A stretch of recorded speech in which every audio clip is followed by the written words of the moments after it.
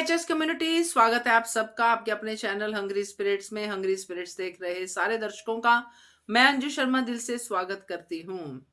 तो आज women's day है और मेरी प्यारी बहनें जो अनुपमा सीरियल से बहुत एनकरेज होती हैं, कभी डिस्करेज भी होती हैं, उसी के बीच में जब ऐसे दिन आते हैं तो उनका एनकरेजमेंट का सिलसिला जारी रखने के लिए सबको मेरी तरफ से हैप्पी वुमेन्स डे। अनुपमा जो भी करती है वो एक एग्जाम्पल सेट करती है। ऐसे ही हमें लाइफ में अनुपमा की तरह नहीं, अपनी अपनी लाइफ में अपने अपने तरीके से एग्जाम्पल सेट करनी है, जिससे कि हमारे बच्चों को हम पर प्राउड हो। तो हैप्पी वुमेन्स डे आप सबको। तो अनुपमा और वायर के एच यानी कि ये रिश्ता क्या कहलाता है कि वीडियोस और ऑडियोज आपके आए हैं, सुनाती हूँ क्या रिव्यू है आज के ऊपर आपका। तो पहले वही निवेदन, जिन्होंने अभी तक चैनल को सब्सक्राइब नहीं किया है कर लीजिए, साथ में दोस्तों बेल आइकॉन दबाइएगा ताकि आपको हमारे वीडियोस के नोटिफिकेशन मिलते रहें। चलिए सुनते हैं पहला audio. Hello Anju ji, Naveen sir and all my friends. हजारों फूल चाहिए एक माला बनाने के लिए, हजारों दीपक चाहिए आरती सजाने के लिए, हजारों बूंद चाहिए समुद्र बनाने के लिए, मगर एक स्त्री अकेली ही काफी है एक घर को स्वर्ग बनाने के लिए। अंतरराष्ट्रीय महिला दिवस की हार्दिक शुभकामनाएं। Happy women's day. आज का एपिसोड देखा। अनु जैसे ही राही को बुलाने कमरे में आई, वो गिरी हुई थी और वहां पे आलता गिरा था। उसे लगा खून है, लेकिन वो भारी लहंगे की वजह से गिर गई और उठ भी नहीं पा रही थी। तब अनु ने उसे उठाया और पूछा, तुम ठीक हो ना? तो हाँ मैं ठीक हूँ। और यहाँ पे सब लोग जूता छोड़ने की बात कर रहे। क्या बात है, यहाँ पे ईशानी और राजा बोलते रह गए और बा ने जूता चुराया। क्या बात है बा। अनु डर बहुत जल्दी जाती है, लेकिन उसकी सांस में सांस आई जब राही ने कहा कि वो आलता है, मैं ठीक हूँ। हमारी अनु डरती ज्यादा है। सही कहा राही बेटा, जितनी नजर लगनी थी उतनी लग चुकी। अब सब कुछ शुभ ही शुभ होगा, लेकिन जहाँ गौतम होगा वहां शुभ ही शुभ कैसे होगा बेटा। राही ने तो प्रेम को पहले ही देख लिया, लेकिन अंश जल्दी से आता है और आगे खड़ा हो जाता है और कहता है, गाइस राही। तभी चद्दर फैला देते हैं और उसे ढक देते हैं। राही का चेहरा नहीं देखने देते हैं प्रेम को। तब प्रेम कहता है, अब ये क्या है? तब वो कहता है कि चेहरा देखना है तो नेक लगेगा। तो पहले पता ना था, वो पैसे देने जाता है, तब पराग कोठारी देता है सबको 1-1 लाख रुपए। लेकिन तब बच्चे मना कर देते हैं और कहते हैं कि हम मजाक कर रहे थे। लेकिन फिर भी वो प्रेम कहता है, अगर आपको सगुन ही देना है तो आप 1100 रुपये दे दीजिए। तब वो 1100 रुपये देता है। वहां पे तोशु और पाखी दोनों, तुम दोनों ना लालची ही हो, लेकिन तुम्हारे बच्चे तुम्हारे जैसे नहीं है। उन्हें पैसों की लालच नहीं है। यहाँ पे बोल रहे कि 4 लाख रुपए आते आते रह गए। ये बच्चे इडियट है। वो इडियट नहीं है, तुम दोनों इडियट हो। वो बच्चे तुमसे लाख गुना शयाने हैं। उन्हें शादी में मजाक मस्ती करनी है, पैसे नहीं कमाने हैं। प्रेम भी कूद कर देखता है, लेकिन राही चुप जाती है। अनु मना भी करती है, लेकिन सच में जब कन्यादान की बात आई ना, अनुपमा की आंखों में आंसू थे। देखा जाए तो विधि के हिसाब से तो माता पिता को ही कन्यादान करना पड़ता है, इसलिए वो समझती है। लेकिन फिर भी उसकी इच्छा थी कि वो ही कन्यादान करे। लेकिन राही ने कहा कि वो मेरी मम्मी भी है और मेरे पापा भी है, तो मैं चाहती हूँ कि मेरी मम्मी ही मेरा कन्यादान करे। बिल्कुल सही कहा राही बेटा। आज जाके राही को अपनी मम्मी और पापा दोनों की वैल्यू समझ में आई है। उसने कहा भी कि जब से शादी के फंक्शन शुरू है तब से लेकर मेरी मम्मी ने सिर्फ ऑर्डर पे ऑर्डर लिए और काम ही किया। न दिन देखा न रात देखी, दिन रात काम करती रही। यार हल्दी वाले दिन भी, मेहंदी वाले दिन भी मेरी मम्मी ने सिर्फ एक ही हाथ पे मेहंदी लगाई ताकि दूसरे हाथ से वो अपना काम कर सके। तो मेरी मम्मी जब इतनी मेहनत करती है तो फिर मेरी मम्मी का वो हक क्यों छीना जाए। इसलिए मुझे भी मेरी मम्मी ही मेरा कन्यादान करेंगी, क्योंकि वही मेरी मम्मी भी और मेरे पापा भी। तो जब वो ही दोनों है तो वो कन्यादान क्यों नहीं कर सकती? तब प्रेम भी उसका साथ देता है कि मैं भी अनु मैम को ही कहने वाला था कि आप ही कन्यादान करेगी। अगर अनु मैम कन्यादान नहीं कर पाई तो ये शादी भी नहीं होगी। तब बा और बाप बा आगे आती है, और जो भी कहा बा ने बिल्कुल सही कहा कि एक माँ बच्चे को 9 महीने अपने पेट में पालती है, और जब वो बच्चा जन्म लेने लेता है उस वक्त जो दर्द जो औरत सहन करती है, तो वो उसके हिस्से आता है दर्द। लेकिन जब कन्यादान की बात आती है तो वो पिता के हक हिस्से आता है। ऐसा क्यों? बच्चे को बड़ा करना, उसे शिक्षा देना सब कुछ माँ करे, लेकिन कन्यादान का हक पिता को मिलता है। माँ के हिस्से आता है सिर्फ। कोई हक क्यों नहीं है माँ के लिए? और हम भी कन्यादान नहीं करेंगे, वरना हमें लगा कि हम अनु का हक मार रहे हैं, और हमें अनु का हक नहीं मानना है। मैं आपसे विनती करती हूँ कि आप ये हक अनु को दे। आज मुझे सच में लीला बा बहुत अच्छी लगी। वो कहते हैं ना कि नेकी कर और दरिया में डाल, एक ना एक दिन उसका फल जरूर मिलता है। और आज अनुपमा को वो फल मिल गया कि औरत माँ के हिस्से सिर्फ जिम्मेदारियां ही क्यों आती है, कोई हक क्यों नहीं आता? सही सवाल पूछा है लीला बा ने। जब वरमाला भी हुई तब भी अनुपमा अनुज को ही देख रही थी, और लॉकेट को पकड़कर। तब बस अंश इमोशनल हो गया और रोने लगा। तब प्रार्थना जाती है और कहती है कि प्रेम का भी यही हाल था मेरी शादी के टाइम पर। लेकिन सच में गौतम बहुत ही घटिया है। प्रार्थना सिर्फ मदद करने के लिए भी वहाँ पे प्रजान की बहन और उनके पास भी गई कि मैं कुछ मदद करती हूँ, तब वो मना करती है। अंश भी कुछ लेकर आता है, तब भी वो कहते मैं पकड़ती, तो वो मना करता है। लेकिन वो कहते हैं अगर तुम्हारी बहन की शादी है तो मेरे भाई की भी शादी है, दोनों के बीच में कुछ भी नहीं है। लेकिन जो गंदे इंसान होते हैं उनकी नज़र भी गंदी होती है और वो सोच भी गंदी रहती है। अनुपमा भी जानकी बहन को पूछने आती है कि मैं कुछ मदद करूँ, तब जानकी बहन भी उन्हें वापस भेजती है कि तुम अपनी बेटी का कन्यादान का तुम्हें पुण्य मिल रहा है, तुम वहाँ ध्यान दो, हम यहाँ सब संभाल लेंगे। और फिर अनुपमा भी घर के अंदर ही जाती है, लेकिन वो आवाज़ सुन लेती है गौतम और प्रार्थना के झगड़े की। कितना घटिया बोलता है ये इंसान, कोई भी नहीं सुन पाएगा इसकी बातें। नीच से नीच आदमी भी इतना नहीं बोलेगा जितना ये गंदा बोलता है। गंदी नाली के कीड़े से भी घटिया है ये गौतम। मुझे लगा कि अनुपमा है, लेकिन यहाँ तो अंश आता है और छोड़ने को बोलता है। तब कहता है तुम्हारा आशीर्वाद है। छी, कितनी घटिया सोच है उसके मन में। ना प्रार्थना के मन में कुछ है और ना ही अंश के मन में कुछ है। पहले तो ख्याति जी बहुत ही बढ़िया आपने वुमेन्स डे पे सबको मुबारकबाद दी है। बहुत ही बढ़िया तरीके से आपने अपनी विशेस को पहुंचाया है। Thank you so much for that. और बाकी जो आपने कहा है उसके बीच में से मैं यही आपके साथ शेयर करना चाहूंगी कि सही कहा है आपने कि अब जाके राही को अपने मम्मी और पापा की वैल्यू समझ में आई है। तो बढ़िया रिव्यू आपका ख्याति जी, थैंक यू सो मच। आगे बढ़ते हैं। हेलो अंजू जी, नवीन सर जी, और मेरी सारी फ्रेंड्स को मेरा नमस्ते। और मेरी सारी फ्रेंड्स को, अंजू जी, आपको और जितने भी इस लाइव चैट में लाइव को सुनने वाले जितनी भी मेरी बहनें हैं, उन सभी को हैप्पी वुमेंस डे। आज का शो बहुत अच्छा लगा। आज शादी वाला घर सच में बहुत मज़ा आया, बहुत अच्छा लगा। प्रेम की छेड़खानियाँ जो साली और साले करते हैं वो दिखी, सब खिंचाई और इसकी हो रही है, मज़ा आ रहा है। उसके बाद जूते छुपाना, जूते बचाना और बाकी शरारत कमाल की थी, बड़ा अच्छा लगा।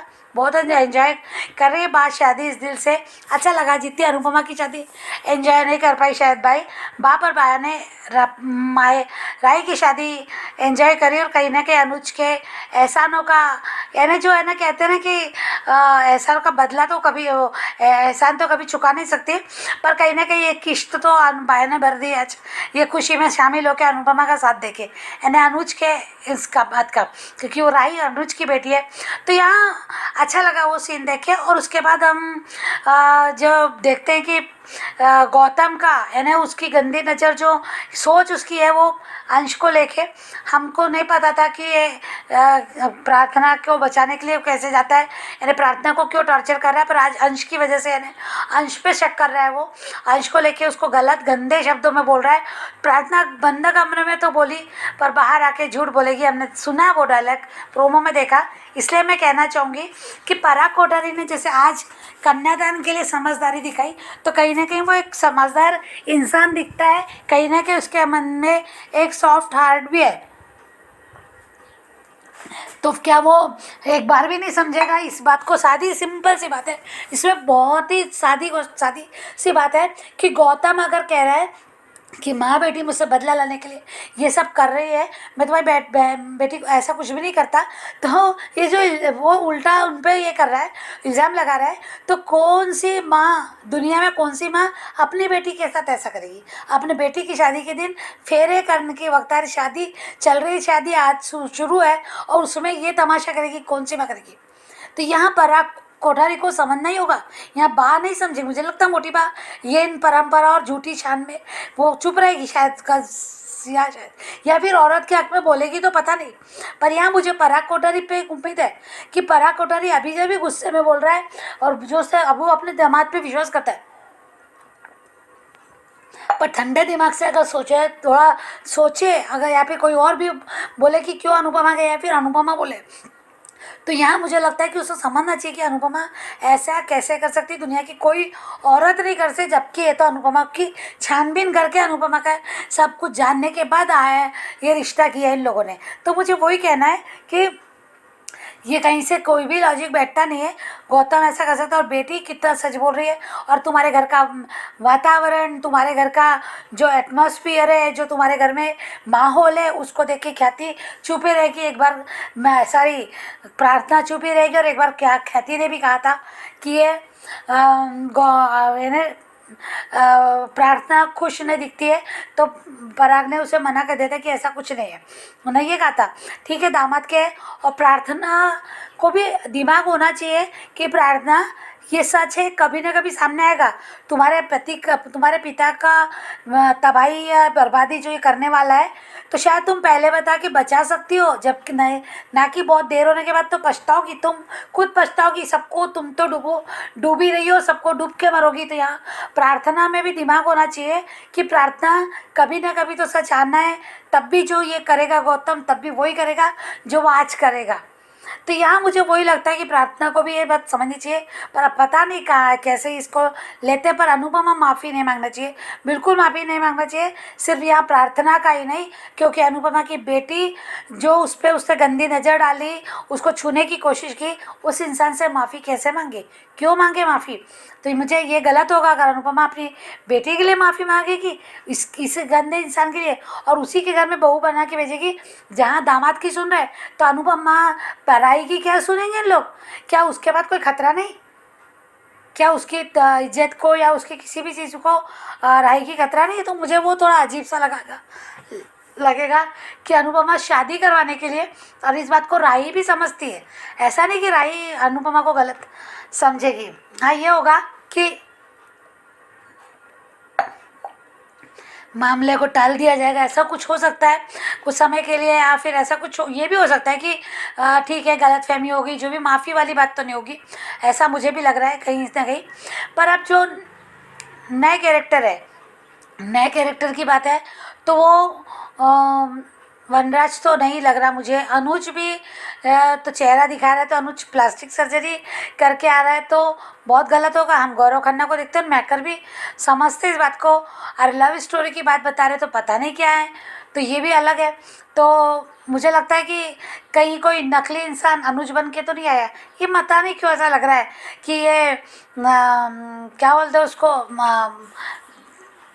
अनुज का भाई, हाँ अंकुश, वो तो नहीं किसी को भेज कर आया, या किसी को बना के भेजा है, या फिर कुछ ऐसा, या फिर उसको जेल हुई, या फिर ऐसा कुछ जो अनुज का क्लू बता सके, या वो खुद पागल हो गया होगा, या कुछ ऐसा हो गया होगा, कुछ तो हुआ होगा। तो यहाँ मुझे ऐसा लगता है कि चेहरा बदल के अभी नया कैरेक्टर आ रहा है, जो भी ऐसा कुछ मुझे लगता है। तो ये सब हो सकता है, क्या होगा ये तो देखने जैसा होगा। अंकुश भी हो सकता है, मुझे तो अंकुश भी लग सकता है कि उसके साथ बहुत बुरा बरखा ने किया होगा, कुछ तो है उसका, वह झगड़े तो चलते थे। तो यहाँ तभी अनुज की कड़ी भी जुड़ेगी, तब ऐसा कुछ होगा। तो देखते हैं जब पता चलेगा कि खाई में भेजा था और इनको तो फ्लाइट क्लैश होने का है ना, उससे दुर्घटना में अनुज की डेथ हुई, इसको पता है। तो यहाँ कुछ कड़ी जुड़ते हुए दिख रही है, पर देखते हैं आगे। Thank you so much Anju ji, thank you so much Naveen sir ji. बिल्कुल सही कहा वर्षा आपने कि जो गौतम के ऊपर इल्जाम लगाया है अनुपमा ने, जो सही इल्जाम है, उसको कोई गलत कैसे समझ सकता है, कैसे ये सोच सकता है कि कोई माँ, कोई भी दुनिया की माँ, आपने सही कहा ये तो अनुपमा है, अनुपमा तो माँ की प्रतीक है, ये कैसे कर सकती है, जबकि कोई भी दुनिया की माँ अपनी बेटी की शादी में झूठा तमाशा क्यों करेगी, उसकी कोई ऐसी साजिश तो नहीं है। एक बार ये बात इनमें से कोई भी सोच लेता तो शायद गौतम के साथ जो प्रार्थना या जो भी इनका रिश्ता चल रहा है वो शायद अब बच जाता, मगर किसी ने भी एक थॉट नहीं दी। अल्टीमेटली अनुपमा को माफी मांगनी पड़ी। देखेंगे पूरा सीन, मगर आपने बहुत सही अपना रिव्यू दिया है। थैंक यू सो मच वर्षा, आगे बढ़ते हैं। अंजू जी नमस्ते, और सभी को और सुजाता का प्यार भरा नमस्ते। आज का एपिसोड देखा अच्छा था। अनुपमा कमरे में आई है और सामान बिखरा देख के, और आलता को वो खून समझ बैठी है और राही को आवाज़ लगा रही है। उसको वो उसके तो होश ही फाख्त हो गए जब उसने आलता गिरा देखा है। तो लेकिन उसको राही को देख के, जब वो गिरी हुई है शायद काउच पे है, जिस पे भी है वो, तो उस पे वो कह रही है कि नहीं मैं ठीक हूँ, लेकिन माँ का दिल है कैसे मान ले कि जब तक वो सही की वो सही सलामत है, वो ये झूठ नहीं बोल रही है। और ये अ, जब ये सब उसके लिए उसको लेकर आए हैं राही को, तो और इधर ये तो प्रेम तो उसके इंतजार में बिल्कुल ही बावला हुआ चला जा रहा है। और तो प्रार्थना ना जरा सा उससे अंश से बात क्या कर लेती है, उसके तो तन बदन में सैकड़ों जो है ना बिच्छू शायद रेंगने शुरू हो जाते हैं इसके गौतम के। और तो जो ऊपर से लेकर पाँव तक जल कर राख हो जाता है। और खुद तो वो कुछ भी कर ले, है ना। उसने जब राही पर गलत निगाह डाली, गलत तरीके से उसको टच किया, ये प्रार्थना ही थी जब उसने उसको गौतम को बचाया था। वरना मेहंदी वाले दिन ही इसका सारा जो है कच्चा चिट्ठा बाहर आ जाता और ये कोठारी हाउस से बाहर होता। और जब ये राही को लेकर आए हैं तो लोगों ने कहा है कि हम जो है ये हमें ना इसको देखने के लिए आपको पैसे देने पड़ेंगे। तो पराग कोठारी का ये कहना है कि मैं सबको ना 1-1 लाख रुपए देता हूँ। तो लेकिन अंश ने जब ये कहा है कि हमें तो सिर्फ 1100 रुपये चाहिए। हाँ, और लेकिन तोशु और पाखी का लालच तो कभी ख़त्म ना कभी ख़त्म हुआ है और ना कभी ख़त्म होगा आगे। ये हमेशा ऐसे के ऐसे लालची रहेंगे। लेकिन आज जब कन्यादान की बात आई तो मोटी माँ ने या तो हसमुख भाई कर ले या फिर तोशु और किंजल कर ले। जब वो सारी जिम्मेदारी अनुपमा ने निभाई है, बाप की भी और माँ की भी फर्ज सारे उसने अदा किए, तो फिर इसको उससे क्यों रोका जाता है?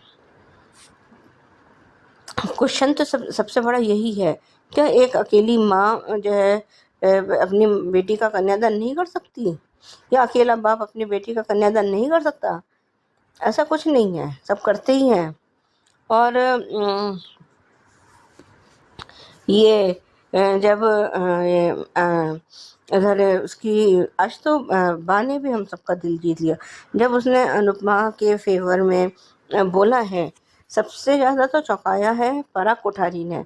जब उससे पहले जब राही और प्रेम बात कर रहे हैं, कह रहे हैं कि मैं जो है राही का ये कहना कि मैं चाहती हूँ कि मेरी माँ मेरा कन्यादान करे, तो वो प्रेम ने जब ये उठ के कहा है कि मैं भी यही चाहता हूँ कि इसका राही का कन्यादान अनु मैम करें।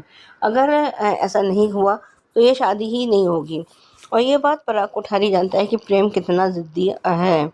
और अगर ज़रा सा भी उसके खिलाफ कुछ हुआ तो शादी नहीं भी छोड़ के जब भी जा सकता है। और उस टाइम पे ये मोटी बाका की शक्ल तो देखने लायक थी जब पराग कोठारी ने अनुपमा के फेवर में उसका साथ दिया है, क्योंकि वो तो ये तो चाहती है कि हम सारा एहसान करें और ये जताएं कि तुम लड़की वाले हो, हम लड़के वाले हैं, हमारी मांगे चलेंगी। करना तो वो अपने मन की चाहती है, लेकिन होता उसके मन का कुछ भी नहीं है। सब कुछ अलग तरीके से हो जाता है। और ये जब प्रार्थना अंश से कोई बात करती है और ये उसकी रसोई में भी, अनु की रसोई में जब वो खाना लगा रहे हैं तो वो अंश के साथ मिलकर रखवारी, और हर बार गौतम ने उसको वॉच किया है। और आज जो गौतम ने इतनी गंदी उल्टी जो करी है ना प्रार्थना को ले और अंश को लेके, वो तो खैर सोच से भी हमारे परे है कि तुमने उसको अपना वो आशिक बना लिया। और जब उसने प्रार्थना ने आज थोड़ा अपना आवाज़ उठाई है तो तुम्हारे मुंह में जबान आ गई, तुम तो ये और वो, और तुम तो कैरेक्टर लेस हो, और तुम क्या दूध के धुले हो हैं? तुम जब होने वाली बहू पर गलत निगाह डाल सकते हो, गलत नज़र से उसे देख सकते हो, तो वो तो नॉर्मल बात कर रही है। और जब अंश इमोशनल हो गया है तो उसने अपना रुमाल भी दिया है अंश को आंसू पोंछने के लिए। अरे ये क्या तरीका है? अगर मतलब किसी में नॉर्मल दोस्ती नहीं हो सकती। और सबसे ज़्यादा मज़ेदार सीन तो आज वो जूते वाला था। उधर ईशानी और ये राजा जूते लेने के चक्कर में कोई जूते लेकर चला गया है। ये तो बाद में पता चला कि ये बा ने जूते चुरा लिए, और लड़के वाले भी जूते ढूंढ रहे हैं और बाकी लड़की वाले भी जूते ढूंढ रहे हैं, और जूते जो है बा के पास है। लेकिन आज मुझे जो है ये अनुज और अनुपमा के जूते चुराई का भी सीन याद आया, जब इन दोनों के फेरे होने वाले थे और जूते जी के काका ने छुपा लिए थे, उठा के उसमें बैग में डाल लिए थे।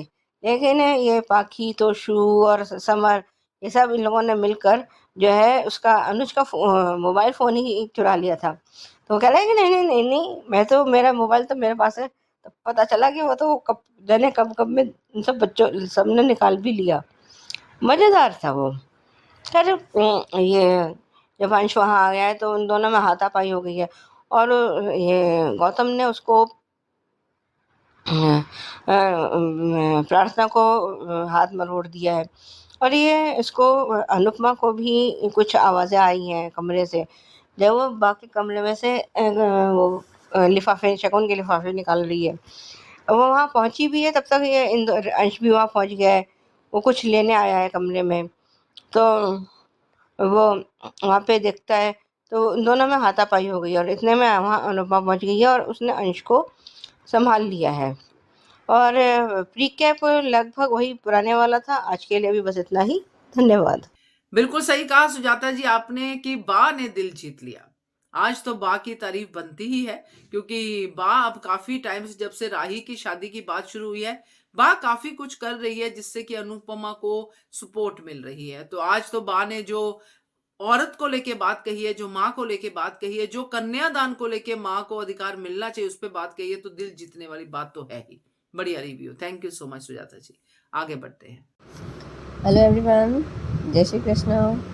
मैं अंजू मिस्त्री, पकुला मिस्त्री, जो आपको पसंद है।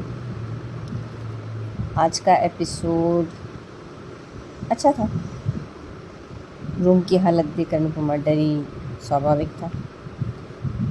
दुल्हा दुल्हन के एक्सप्रेशन ज़ीरो, दुल्हन की एंट्री ओके, कोई म्यूज़िक नहीं, कोई गाना बजाना नहीं।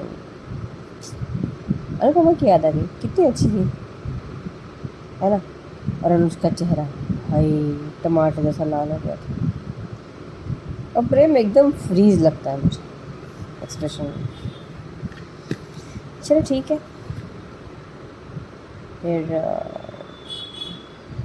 दुल्हन का चेहरा दिखाने के बदले शगुन मांगना, पराग कोठारी का वही पैसे का दिखावा करना, और तोशु और पाखी की लालची मुंह से आंखें फटी की फटी रहेगी। लाख लाख रुपए आ जाएंगे, हम तो लखपति हो गए। लेकिन अंश ने बिल्कुल समर के बेटे वाली बात की, जैसा बाप वैसा बेटा, पूरी सिचुएशन संभाली, शगुन भी ले लिया और बुरा भी नहीं लगा। और इस बार तो पूरी सिस्टर की पलटन ने भी अंश का साथ दिया। आज तो माई भी ठीक ही लगी। लगता है अनुपमा की गोली का असर हो गया। अरे एक बात तो भूली गई, ताली बजाओ ताली बजाओ। आज का दिन अनुपमा सीरियल में तोशु का नाम गोल्डन वर्ड्स में लिखा जाएगा। जिंदगी में पहली बार तोशु ने जिम्मेदारी पूरी की, पूरे कोठारी परिवार की इज्जत और आशीर्वाद दोनों बचा लिया। बताओ वाह वाह। आज बाकी आकाशवाणी सुनी थी?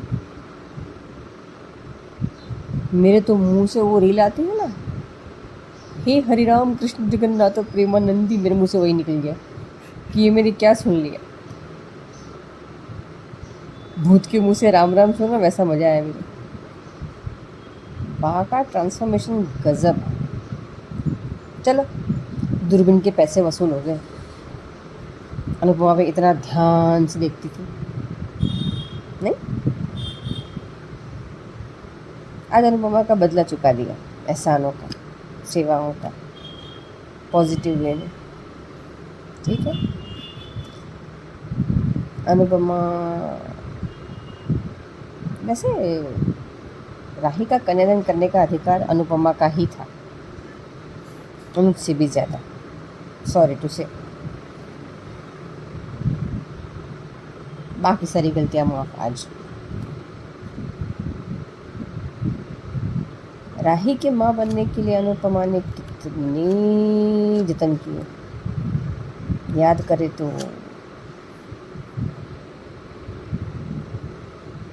अनुज का गुस्सा,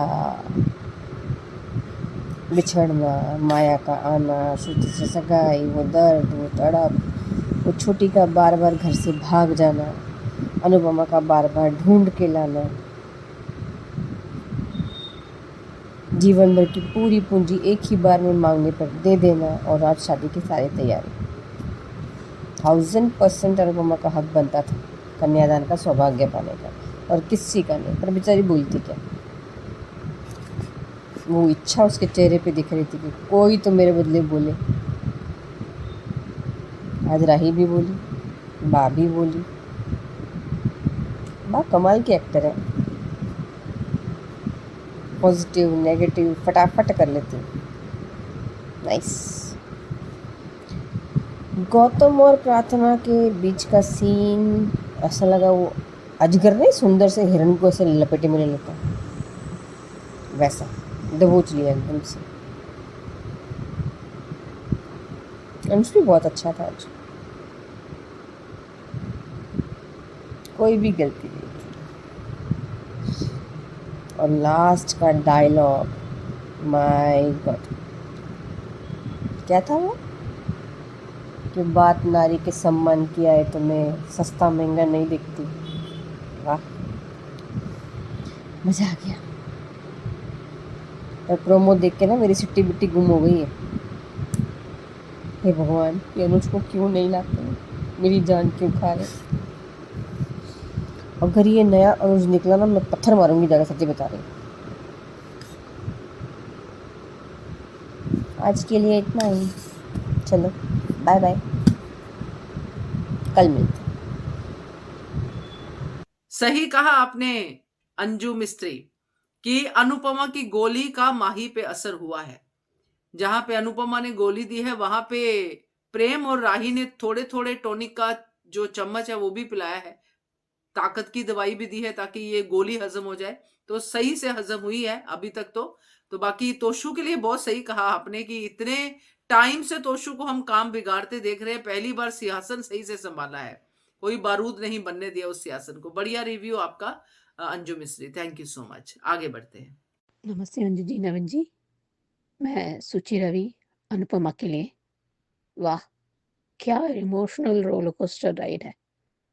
मतलब मुझे समझ में नहीं आता, जिम्मेदारी सिर्फ औरत पे होती है, माँ बाप को, माँ होती है, अगर माँ बाप हैं तो ठीक है, मिलजुल के कर लेते हैं, और घर के बुजुर्ग पूरे परिवार मिलजुल के कर लेते हैं। और जब पिता, सरकमस्टेंस हर वक्त और हालात एक तरफा नहीं होता, कभी कभी आपके खिलाफ हो जाता है।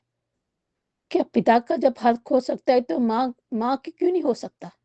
सरनेम के लेके पिता से माँ जन्म देती थी, माँ भी बहुत सारा रिस्पॉन्सिबिलिटीज, मतलब पूरा जिम्मेदारी उठाती है, दिन रात करती है। और जिम्मेदारी माँ बाप को देखभाल करने के लिए लड़की की होती है, पर कन्यादान लड़के की नहीं होने से हो सकती। ये क्यों भाई, ये क्यों इतना डबल स्टैंडर्ड है? नॉर्थ में शुरू हो चुका है। कुछ साल पहले एक लड़की बहुत छोटा है, बच्चा है, पर उसके पिता चल बसे, पर माँ ने वो होने नहीं दी। माँ ने पूरा क्रिमेशन राइट्स पूरा किया था। मुझे ये समझ में नहीं आता। आई मीन, अगर कई फैमिली में आपकी लड़की हो, लड़की लड़के हो, या एक ही लड़की हो, बेटी हो सकती है, बेटा हो सकता है, ये दोनों कुछ भी हो सकता है, पर कई बार नहीं होते, तो क्या करोगे आप? बेटा बेटी नहीं है तो क्या आप पति या पत्नी का क्रिमेशन राइट नहीं कर सकते? मुझे ये अगर इक्वालिटी बात करें तो दोनों समान होना चाहिए। जो जिम्मेदारी आती है, पर हक भी होना चाहिए। जहाँ हक ना हो पर सिर्फ जिम्मेदारी, ये डबल स्टैंडर्ड है। मेरे हिसाब से सब एटलीस्ट जितना हो सके इक्वल होना चाहिए, बराबर होना चाहिए। और कन्यादान सिर्फ पिता का जब हक हो सकता है, माँ बाप का हक सकता है। अगर कई बार पिता नहीं है तो माँ है, तो माँ का हक होना चाहिए। सिर्फ पिता का हक मतलब नहीं, दोनों का हक बराबर होना चाहिए। अगर कई फैमिलीज में सिर्फ माँ है, पिता नहीं है, बदकिस्मती से, पर माँ की ही हक होती है। क्यों नहीं भाई, होना चाहिए। और राही ने दिल जीतने और लीलाबा ने भी दिल जीत ली। वाह, ये बात पता नहीं कौन से जमाने में, इतने सब होने के बाद भी उसको पसंद नहीं। क्या पसंद नहीं? ये क्या है? मुझे ये समझ में नहीं आता। मुझे बहुत पसंद आया, प्रेम रानी ने किया था और लीलाबा ने। और जो जूता चुराना, तो इन्हीं उसको सेलफोन चुराना था, सेलफोन चुराना था तभी। जैसे मान का शादी में, वाह, क्या था वो क्लासिक शादी। क्या कितने सारे बाधाएं, कितने सारे हक मिले। वाह वाह वाह, बहुत अच्छा था। और इस बार भी उनको, गौतम को, एक दो क्या, जेल में चक्की पिसवाना चाहिए। इतना घटियापन है, ये लड़कियों के पीछे पड़ता है, इतना घटियापन दिखाता है। पर कुछ नहीं कहे उसने, दो चार हंस क्या बोल ली, पर चुल है, मैं जैसे एक सामान है, लड़की का दिल नहीं। और लड़की की सिस्टर लॉ, मतलब ब्राय की बीवी, होने वाली बीवी पे डोरे डाल रहा था, गंदी नजर बिछा रहा था, तो तब क्या थे फिर? वो कुछ नहीं बोल सकती, सिर्फ इस्तेमाल करता रहता है, क्योंकि उसको पराग की पूरी प्रॉपर्टी पे, पूरा पैसों पर आके बिछा रखा है। अभी देखते जाए, बस अभी शुरू हुआ है। इतने लोग बोल रहे हैं कि राही बोल रही है, अंश बोल रहा है, अनुपमा बोल रही है, खबरदार मैं क्या क्या करोगे आप? आपके हिल जाएंगे, आपके कुटारिक परिवार का घर जब फाउंडेशन डालते हैं ना, वो हिल जाओगे आप, देख लेना। ये अभी अभी और हिम्मत मिलेगी। ये थैंक्स टू प्रार्थना, हक ही नहीं है उसको, कायरता की हद हद लेवल है। कौन सा है यार, अपने जो हक नहीं ले लड़ सकते ना, तो क्या दूसरों के लड़ सकते? कितने लोग हैं सपोर्ट करने में, इसके साथ देने के लिए। ये जब तक प्रार्थना जैसे लड़की, बाकी पे लड़कियों पर ये प्रॉब्लम और परेशानी और बढ़ेगी। और अभी जो भी गलतियां हुआ है, अभी पहले हो चुका है, और आगे भी जो हुआ है होगा, ये प्रार्थना ही जिम्मेदार है और कोई नहीं। पर अनुपमा उसको हिला देगी पराग को, भाड़ में जाओ पराग, प्रेम उसके साथ देंगे और ये जल्दी वो पूरा पैसा ले लोगे और ये सिर्फ अनु को रसोई बढ़ाएंगे, पर अनु को रसोई टॉप नॉच में पहुंचेगा। अभी देखते हैं प्री कैप जो वो दिखाएंगे ना, वो ये में मुझे सुना है, जिस तरह की जो प्री कैप मैंने देखा है और सुना है कि अनुपमा उसको, वो जेलर जो है वो मनीष को उसको सुधारेगी, थोड़ा उसको साइकोलॉजिकल वो ठीक करेगी, उसको साइकोलॉजी मनोवैज्ञानिक ठीक करेगी और उसमें जाल पड़ताल करने में राही के पिता पता चलेगा और इसकी वजह से वो डिसएग्रीमेंट हो सकते हैं प्रेम और राही के ऊपर। बस बाकी बाद में। Thank you. बहुत सही कहा सुचि जी आपने। ये समाज अब बदलना शुरू हो रहा है, जैसे आपने भी अपने ऑडियो में कहा है कि हर हक जो है पिता को, माता को तो सिर्फ रिस्पॉन्सिबिलिटी। तो ये बिल्कुल करेक्ट है। आज इसी मुद्दे को लेके ही अनुपमा ने अपनी बात कही है और बाकी सब ने उसका, अनुपमा के अलावा बाकी सब ने कही है। सो बहुत सही है, इक्वालिटी होनी चाहिए। जो आपने एग्जाम्पल्स दिए हैं वो बहुत सही हैं, क्योंकि ऐसे ही अगर बेटे को अधिकार है तो बेटी को क्यों नहीं, तो इक्वालिटी तभी होगी। तो ये शो तो इसी के ऊपर ही चल रहा है। तो लड़ाई है, बहुत लंबी है, बदलाव होगा, होना शुरू हो भी गया है, मगर अभी भी बहुत समय है, बहुत सारी जगह पे ऐसा होता है। सो बढ़िया रिव्यू सुचि जी आपका, थैंक यू सो मच। आगे बढ़ते हैं।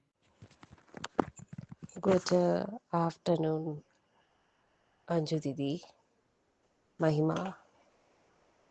आज का एपिसोड बहुत अच्छा लगा, फंटास्टिक लगा। वो कहते हैं ना कि बेटी को प्यार देना और बेटी को दूल्हे के पास ले जाना एक माँ का पहला कदम होता है। वही चीज़ को आज मैं प्यार की तरह से व्याख्यात कर रही हूँ। छोटे छोटे पैर से चलना जो सिखाया, छोटे छोटे पैर से चलना जो सिखाया, कदम कदम पर दौड़ना सिखाया, हर पल पल को आगे बढ़ना सिखाया। अब आखिरी घड़ी है विदाई की, जो माँ कमरे में लेने आई। बेटी को देखकर, गिरा हुआ देखकर ऐसा लगा कि उन्हें कि मेरी बेटी को कहीं चोट तो ना लग गई। अरे चोट नहीं लगी, बेटी ने कहा, मम्मी मुझे चोट नहीं लगी, मैं ठीक हूँ।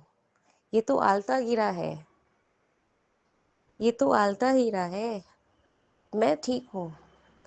जब माँ ने कहा कि बेटा तेरा दूल्हा तेरा इंतजार कर रहा है, तो बेटी ने कहा, आंखों की शर्म है जो नीचे आंखें झुक गई और फिर उसने अपनी माँ के साथ जाने से स्वीकार किया। वो देखकर बहुत अच्छी लगी घड़ी देखकर। दूसरी कड़ी देखकर जब बाहर के ससुराल वाले कहे, ख्याति बोली कि क्या हुआ, हमारी बेटी क्यों नहीं आई, मतलब हमारी बेटी क्यों नहीं आई, मतलब कि बहू क्यों नहीं आई, आने वाले में कुछ कहीं कुछ तो हो तो नहीं गया राही को। जब अंश कहा कि मैं देख कर आ रहा हूँ और अंश के बीच में आना, राही के बीच में, कि चलो अब राही आ गई। अरे उत्साही से दिखता है दूल्हे राजा, प्रेम दूल्हे राजा, कि कितनी अच्छी से प्यार से देखते हो कि कहीं मेरी दुल्हन का नजर तो दिख जाए। काफी अच्छा लगा देखकर, काफी लगा अच्छा देखकर। प्यार भरी निगाहों को ढूंढ रहे हैं राही को। अरे प्यार करना है तो बाद में कर लीजिएगा, लेकिन इस घड़ी परीक्षा को देने को स्वीकार करिए। साली और साले ने छोटा सा मजाक किया। पैसे के अहम को रखते हुए पराग जी ने कहा, 1-1 लाख दे देता हूँ, लेकिन अंश ने और सब ने कहा कि ठीक है, अगर सगुन देना है तो 1100 ही दे दीजिए। तो वो चीज देखकर बड़ा अच्छा लगा, बहुत अच्छा लगा।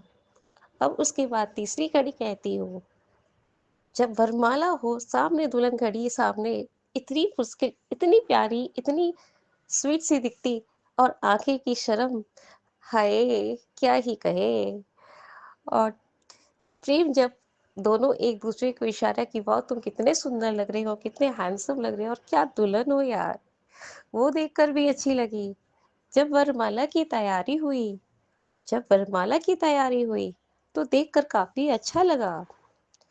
वरमाला की तैयारी हुई काफी देखकर अच्छा लगा। इतना सुंदर घड़ी देखकर तो बड़ा मजा ही आया। पीछे से बाप का कदम, पराग का कदम, अपने बेटे को पकड़ना, वाह कितना दिल पे सुकून मिला। हर पिता का, माँ का राइट होता है कि अपने बच्चे पर पूरा अधिकार जमाए। आज देखकर बहुत खुशी हुई कि अपने पिता को उसने ऊंची आवाज में ना कहे, और सबके चेहरे देखकर कि चलो कुछ तो अच्छा हुआ। बहुत अच्छा लगा देखकर।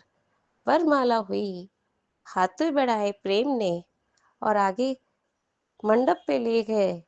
और तो और अनुपमा अपने काम में इतना मशगूल हो गई अनुपमा अपने काम में इतना मशगूल हो गई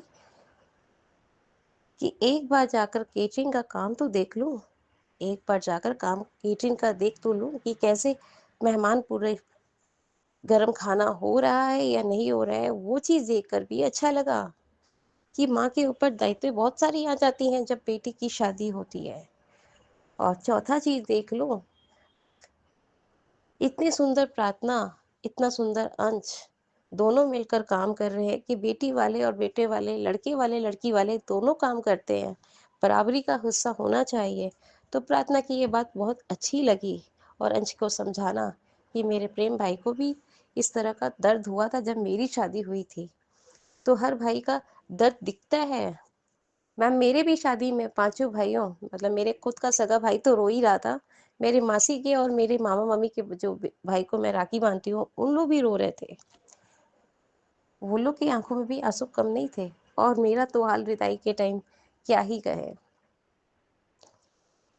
और ये चीज, अब विदाई की ये जो कन्यादान की बातें आई, कन्यादान की बातें आई, खुशी से जाकर उसने क्या मतलब अपने जो अनु की रसोई में जो उनके स्टाफ काम करते हैं उन्हें जाकर बताई और खुशी जताई। और उन्होंने कहा कि अ, इतना बड़ा सौभाग्य है, तुम यहाँ का टेंशन मत लो, मैं वहाँ कन्यादान की तैयारी करूँ। तो वो देखकर अच्छा लगा। और सबसे ज़्यादा अच्छा लगा कि इस बार राही, पराग और बा बा हर बार में टोका टाकी करती थी। राही अपनी माँ का हक नहीं देती थी, श्रुति को देती थी, माया को देती थी, इंक्लूडिंग वो सबको ही देती थी। राही को हमेशा अलग कर रखती थी। मैं यही कहना चाहूंगी कि इस बार जो राही ने कदम उठाया ना, बहुत अच्छा जिमी, बहुत अच्छा लगा। अब कल का बवंडर क्या होगा वो तो पता ही नहीं, क्योंकि जिस तरह का दिखाया जा रहा है, मार मतलब उसको थप्पड़ मारना, लेकर आना कि यहाँ क्या चल रहा है, और अंश को धक्का देना, ये सब जो दिखाया जा रहा है कोठारी फैमिलीज के जवाई का, तो अब पराग को समझना चाहिए कि प्रेम की ही शादी में ये बार बार पराग ना घुसेड़ा है तो क्या मेरी बेटे खुश रहे, या हर रस्म में ये नाक ही घुसेड़ेगा। तो एक बार अपने दामाद को डांट के हटाना चाहिए कि मुझे नहीं पता, लेकिन अभी मेरे बेटे की शादी है, आप शांति रखिए जमाई बाबू। तो बात वहीं खत्म हो जाता। लेकिन वो कहते हैं ना कि ज्यादा बेटे ज्यादा प्रायोरिटी अगर दामाद को देने लगे ना, तो दामाद सर चढ़कर ही बोलते हैं। और थैंक यू अंजू दीदी, मुझे इतना अच्छा डेफिनेशन देने के लिए, क्योंकि आज मैं सच में बहुत खुश हूँ। थैंक यू सो मच महिमा, और आपकी बेटी की विक्ट्री पे आपको बहुत बहुत बधाई हो और ढेरों आपकी बेटी को आशीर्वाद। बाकी आपने बहुत ही प्यारी जो है ऑडियो भेजी है जिसमें आपने विदाई को बहुत अच्छे से एक्सप्लेन किया है। बढ़िया ऑडियो आपका, मतलब वन ऑफ द बढ़िया ऑडियो जरूर कहूंगी। सारे ऑडियो बढ़िया होते हैं मगर उनमें से बढ़िया ऑडियो आपका आज का है। सो बढ़िया रिव्यू महिमा, थैंक यू सो मच। आगे बढ़ते हैं। Good morning, Naveen sir. Good morning to all my lovely friends. Wish you many happy Women's Day to Anju ma'am and to all my lovely friends. Radhika बोल रही हूँ। आज का episode में जहाँ एक तरफ दिखाया जाता है अनुपमा के कन्यादान के हक के लिए राही जिस तरह से आवाज़ उठाती है, जहाँ उसकी आवाज़ को सपोर्ट करते हुए बा भी अनुपमा के हक के लिए आज आखिर बोल ही डालती है। जहाँ मोटी बा के पीछे खड़े हुआ पराग से भी हाँ मिल ही जाती है, जहाँ मोटी बा को ये सपने में भी नहीं सोचा रहेगा कि पराग हाँ कह देगा। जहाँ वो तो चौंक जाती है और उसी चौंक जाने के वजह से वो कुछ कह नहीं पाती है, क्योंकि उसने सपने में भी नहीं सोचा था कि पराग इसके लिए मान जाएगा इतनी आसानी से। जहाँ आज एक बेटी ने और माँ ने किस तरह से अनुपमा के हक के लिए आवाज़ उठाई। दूसरी तरफ प्रार्थना कितने सालों से या कितने महीनों से टॉर्चर सहती ही आ रही है अपने पति के द्वारा। जहां अंश उसे प्रोटेक्ट करना चाहता है, आज जिस तरह से उसने देख लिया, और अंश और गौतम में जिस तरह से हाथापाई होती है, जहां अनुपमा को भी पता चल जाता है इस दरिंदे ने आखिर क्या किया है। जहां ऑलरेडी उसे तो राही का कहना उसके कानों में अभी तक गूंज रहा है, तो वही गुस्से से वो एक जोरदार झापड़ मारती है गौतम को, क्योंकि वो हद से ज़्यादा बढ़ जाता है जिस तरह से वो प्रार्थना को ललकारता है, जिसके वजह से अनुपमा को भी बहुत गुस्सा आता है। वो गिरेबान पकड़ते हुए घसीट के ले आ जाती है मंडप के पास, जहाँ गौतम बहुत बढ़िया ड्रामा कर लेता है, जहाँ अपने आप को झापड़ मारते हुए, जहाँ जिसके वजह से पराग और मोटीबा उस पे ही विश्वास कर लेते हैं, और प्रार्थना ऐन वक्त में मुकर जाती है, जहाँ अनुपमा और राही का साथ देने के बजाय वो गौतम के फेवर में कह डालती है, जिसके वजह से आज वुमेंस डे होते हुए भी एक महिला ने ही महिला को हरा दिया। जिस महिला ने अपनी बेटी की शादी की नापरवाह की, जिस लड़की ने अपनी शादी की नापरवाह करते हुए प्रार्थना के लिए आवाज़ उठाई, उसी प्रार्थना ने इन दोनों महिलाओं को आज झूठा साबित करते हुए बहुत गलती कर दिया, जिसके वजह से उसको आगे जाके भुगतान करना ही पड़ेगा, क्योंकि गौतम और ज़्यादा टॉर्चर करने के लिए इसके वजह से ही उसको हिम्मत मिल गई है। उसे लगता है कि मैं कुछ भी करूं प्रार्थना को, वो मेरे खिलाफ़ कभी भी मुंह नहीं खोलेगी। जहां आज एक महिला ने ही महिला को हरा डाला, महिला दिवस दिन होते हुए भी। और यहाँ जिस तरह से न्यू प्रोमो आया है और वर्डिंग्स, जिस तरह से विश्वास का वर्डिंग सुनते ही वो शख्स जेल में जो है वो इतना भौखला जाता है, इतना हाइपर हो जाता है। मुझे कहीं ना कहीं लगता है वो अनुज ही है जो अंकुश को आँख बन के विश्वास कर रहा था। आखिर में भी उसने अंकुश को ही आँख बन के विश्वास करते हुए उसके साथ चला गया था बिना कुछ पूछे हुए। उसी विश्वास के नतीजे से आज अनुज इस हालत में है जहाँ कुछ गलती ना करते हुए भी वो जेल में इतने सालों से कैदी के तरह पनिशमेंट में है, और उसकी मानसिक हालत भी सही नहीं है, क्योंकि वो ट्रस्ट वर्ड, विश्वास वर्ड उसको इतना गुस्सा दिला रहा है कि वो अनुपमा के द्वारा वो शब्द सुनते ही उसके हाथ से जो भी कुछ है वो उसको फेंक देता है। अभी अनुपमा को ये शायद नया टास्क रहेगा कि इस इंसान को, जो शायद अनुज हो सकता है, उस इंसान को सही राह दिखाए। और आगे देखेंगे किस तरह से गौतम और क्या क्या करेगा प्रार्थना को और कितना टॉर्चर देगा, और प्रार्थना अपने लिए कब स्टैंड ले पाएगी। जब तक वो खुद अपने लिए स्टैंड नहीं लेगी तब तक कोई भी उसको सपोर्ट करेगा, तो उनका भी यही नतीजा होगा आज जो अनुपमा और राही का हुआ है। आगे देखेंगे आगे की ट्रैक। आज के लिए इतना ही। Thank you. राधिका, बिल्कुल करेक्ट कहा आपने कि अपनी बेटी की शादी की परवाह किए बिना जो इतनी बार टूटते टूटते बची है, वो दूसरे की बेटी के लिए आवाज उठा रही है प्रार्थना के लिए, फिर भी इन लोगों की आंखें नहीं खुल रही हैं।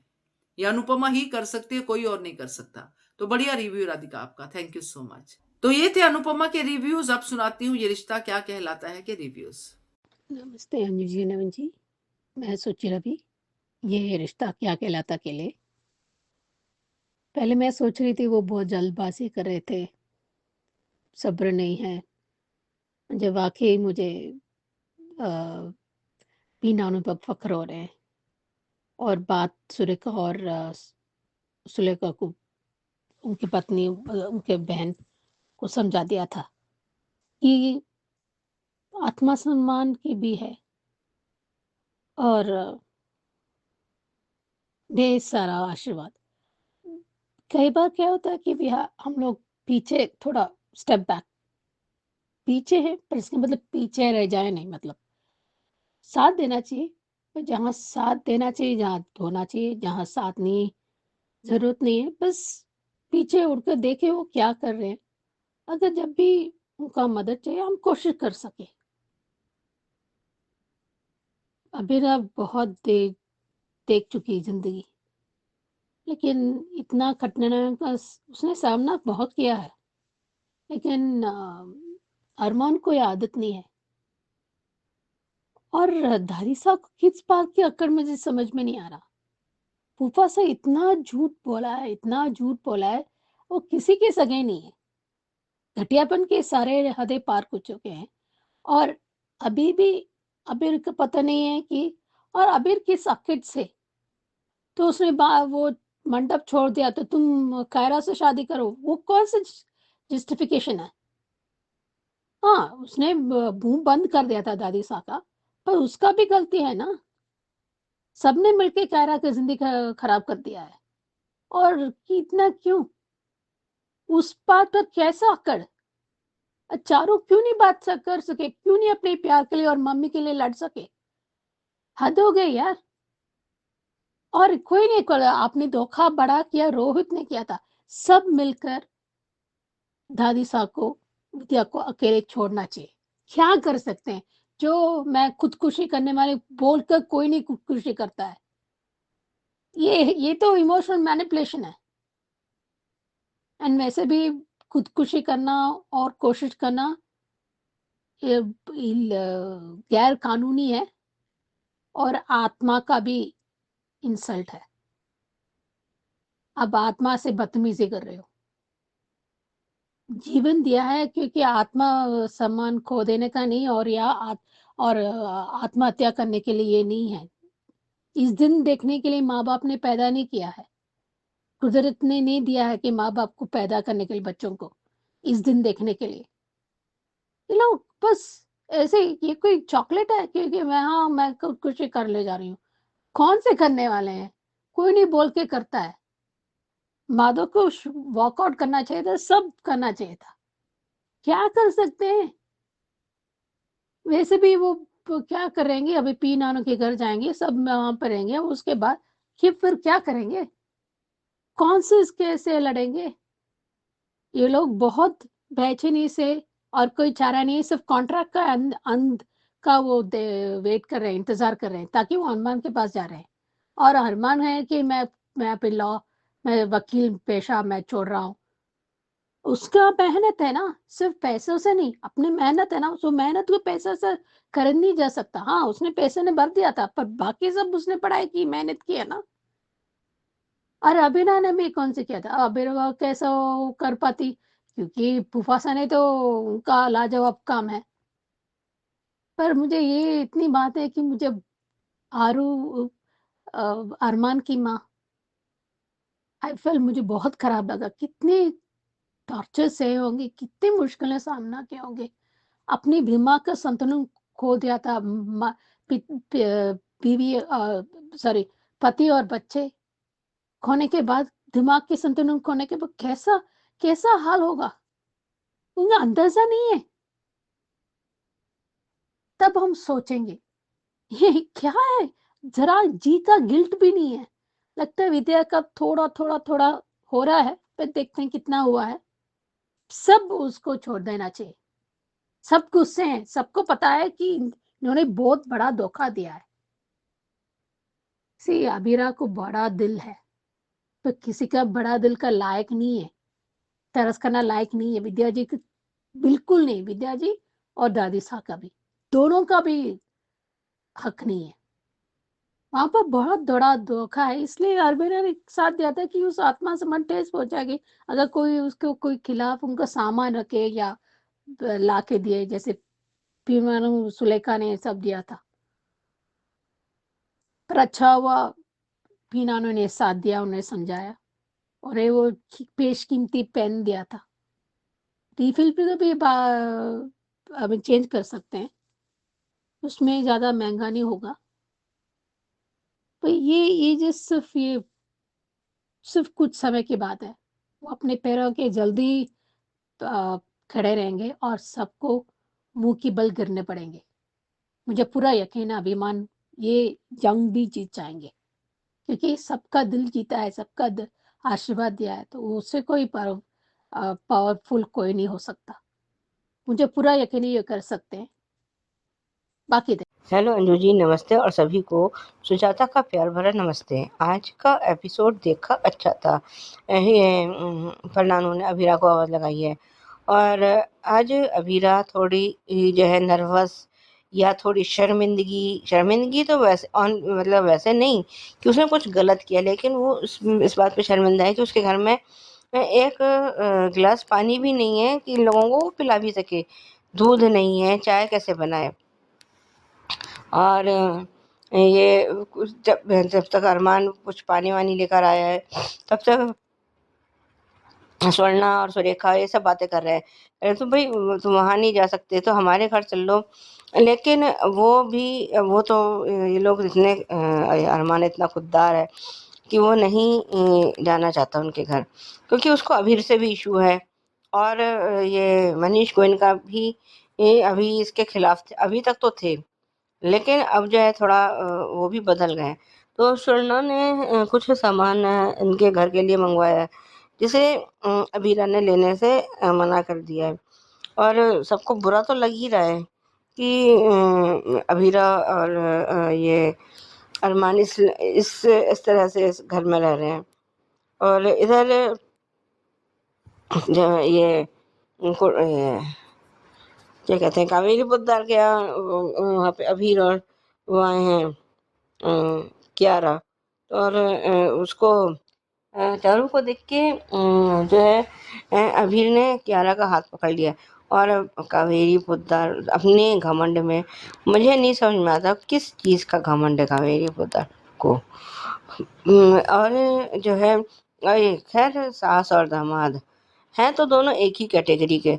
उसने भी अपने बच्चों की ज़िंदगी बर्बाद कर दी, और यहाँ इसने संजय बंसल ने भी अपने दोनों ही बच्चों की ज़िंदगी बर्बाद कर दी। ये तो जो अभी हम बीटीएस में देख ही रहे हैं, ये चारू ने सारा कुछ बता दिया है। और कृष्ण ने भी संजय बंसल पर ये इल्ज़ाम लगाया कि, और ये तो हमें पता ही था कि इसका कृष का ब्रेकअप भी इसी संजय बंसल ने करवाया है। और ये तो कहता ही है वो कि बाप जो है के नाम पे कलंक है। बिल्कुल, वो माँ होने के नाम पे कलंक है कावेरी पोद्दार, और ये बाप होने के नाम पे कलंक है। पर जिस दिन काजल को सच्चाई पता चलेगी, तो जो धमकी इसने चारू को दी थी कि मैं तेरे माँ को तलाक दे दूंगा, तो काजल को करना तो यही चाहिए कि उठा के ये उसको वो उसको संजय बंसल को तलाक दे दे। और जब वो ये दोनों बातें कर रहे हैं, तो संजय बंसल ने कहा मासा जरा इधर आइए। तो चारू और रोहित दोनों ने मिलकर ये सारी पोल खोल दी है। वो कि जो है वो सारे अरमान के जितने भी क्लाइंट्स थे वो हमारे उसके लिए कोई रिन्यू नहीं करना चाहता, और अब हमारे उसमें कोई नहीं। जो घमंड उसको है कावेरी पोदार को कि मैं उसको इतना तोड़ दूंगी, मैं वो कर दूंगी कि वो उन दोनों औरतों को छोड़कर और रेंगता हुआ नाक रगड़ता हुआ हमारे घर में वापस आएगा। वो नहीं आने वाला, तुम उसके घर में नाक रगड़ती हुई जाओगी। बेटा घर चल। खैर अभी तो आगे देखते हैं क्या ड्रामा बिल्डअप होता है, कैसे होता है। और उधर चारू को भी थोड़ा अनकंफर्टेबल फील हो रहा है दोनों को साथ में देखकर। और तो ये